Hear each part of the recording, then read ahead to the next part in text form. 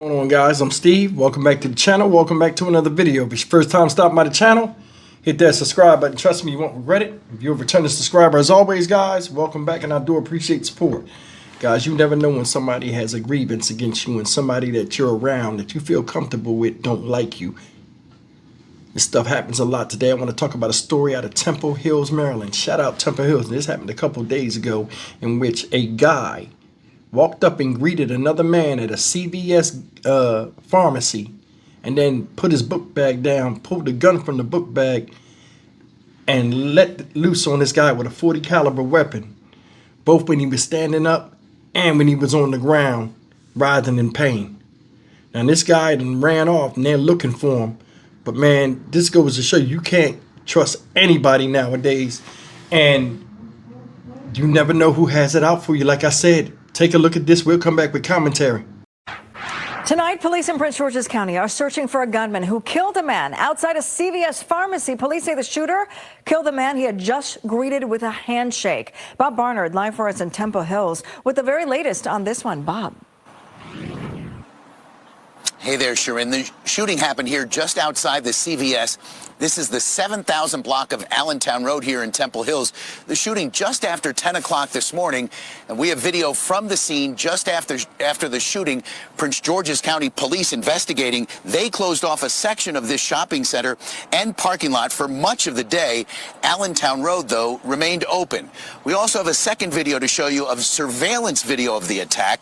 We won't show you the actual shooting, but you see the gunman in the dark shirt there to the right of his victim, who is wearing a white T-shirt.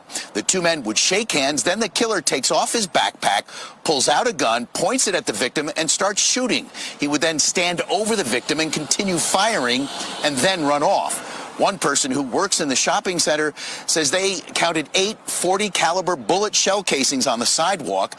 Another says she ran to the victim and watched him take his last breath. Here are two others reacting to what happened.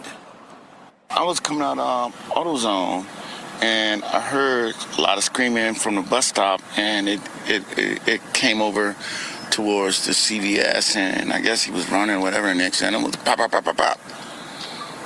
That was it. I can see what happened as I'm looking at it right now. But as far as why it happened, I don't know. Now, police also say they don't know what led up to the shooting. For a time, 3 Prince George's County public schools in the area were on lockdown. Police say they don't have a lookout really for the suspect, but you can see him there, again, in a dark shirt, clearly armed. They have not yet identified the victim. This is the 27th homicide here in Prince George's County so far this year, compared to 39 in the first 5 months of last year, so 12 fewer this year, although with the deadly violence of late here in Prince George's County, you would think it was the other way around. Guys? That's absolutely shameful. And I'm going to tell you something. Look, it seemed like for a second, the way he shook hands with him, because the camera doesn't show everything, that might have been a robbery of somebody he know. It could have been a drug deal going wrong or whatever, like somebody meeting up to sell something. They didn't show enough, and sometimes, you know, with the media, I don't know if it's because of their censorship, some of the stuff they leave out can answer a whole lot of questions that we had wondered about. Either way, man, walked up to the man, shook his hand, and just put 8 in him with a .40 caliber weapon. I don't know if y'all seen what a .40 cal do to the human body, man, but it's not good, especially the recovery from it. Surgery-wise, they usually have to take a lot of stuff out of you to even get you back to looking normal, especially when you get hit in the appendages. Did you see the guy on the ground? Man, his arm was still up in the air like he was like trying to hold on to life while this guy just jogged off. Then got to the end, didn't have no plan, and just ran and cut the corner all crazy. Lady said she came out there and saw the man take his last breaths.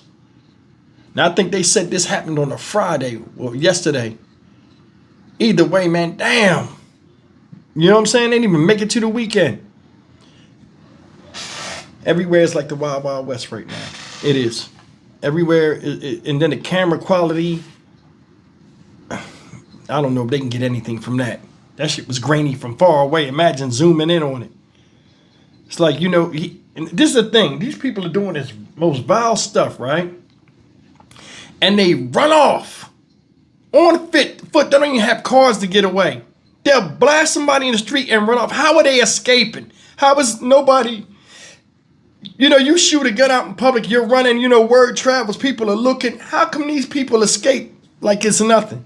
On foot now. I mean, is the police response that delayed? But then again, it might be because a lot of times what depends on these people getting caught or not, and I want you to hear me on this, is whether you can get through to an operator and give in time to give a description of a person that commits an atrocity in front of you, and they're here 1 minute and gone the next. Seriously, you call 911 out here in Houston, you get an automated service, and then you might have to wait 2 or 3 minutes to hear an actual voice. It's crazy. I mean, if it's that bad out here where you can't directly talk to an operator, that don't tell you we need tending to with this crime situation immediately. I don't know what to tell you. The devil's active and the demons are winning. And you're seeing it out here. This guy walked up and already had in his head he was going to pull out a gun and shoot it. It wasn't like it was a 22 where the sound can travel and you can't tell where it came from. He pulled a 40 caliber, large caliber handgun out and shot it up under an underhang so people knew where it was coming from, and it directs everybody's attention over there. Shot the man 8 times. Shot him when he was standing up, then looked at him, ran over there and blasted him while he was on the ground.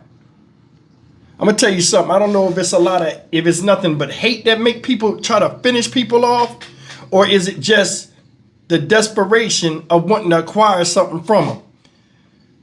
The way it looked, I don't think they showed enough.